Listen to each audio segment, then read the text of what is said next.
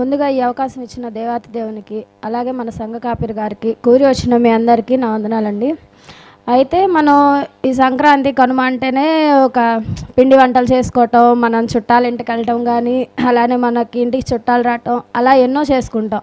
కానీ ఈ సమయంలో కూడా మరి దైవ సేవకులు గారు ఇట్లా మనకి సెమినార్లు పెడదామన్న ఆలోచన వచ్చింది. అది మన మంచి కోసమే. కానీ ఈ యూదా వివరణలో ముందుగా నేను తెలుసుకుంది ఏంటంటే, చూడటానికి చిన్న అధ్యాయాలుగానే ఉన్నాయి, దీంట్లో ఏముంటుందిలే అని నేను అనుకున్నాను. నేనైతే సెమినార్ అనగా యూదా పత్రిక అన్నారని నేను ముందు ఆ 25 వచనాలే కానీ చదివాను. దాంట్లో నాకేం అర్థం కాలేదు. కానీ దైవసేవకులు గారు ముందుగా మొదలుపెట్టిన కాడ నుంచి నేను ఆలోచిస్తూ ఉంటే మనకు అసలు యూదా గారు ఎవరో కూడా మనకు తెలియదు. చాలామంది ఉన్నారు, మనం చాలా చదువుకుంటూ ఉంటాం. కానీ అసలు యూదా గారు ఎవరు, అసలు ఆయన ఎవరికి సంబంధులు అనేది మనకి చాలా నేర్పాడు దైవసేవకులు గారు. అలానే మనం యేసుక్రీస్తు వారి తమ్ముడైన యూదా గారని మనం తెలుసుకున్నాం. దాంట్లో మంచి ఉంది, చెడు ఉంది. దాంట్లో మనం ఎలా నడుచుకోవాలని ఉంది, ఎలా నడుచుకోకూడదు అని ఉంది. అబద్ధ బోధకుల గురించి ఉంది. చాలా విషయాలు ఉన్నాయి.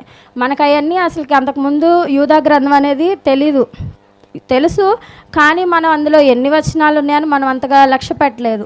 కానీ ఇప్పుడు మనం చివరి నుంచి ఎన్ని అధ్యాయాలు ఉన్నాయి, చివరి నుంచి ఎన్ని అనేది మనం చాలా క్లుప్తంగా నేర్చుకున్నాం ఈ గ్రంథ వివరణలో.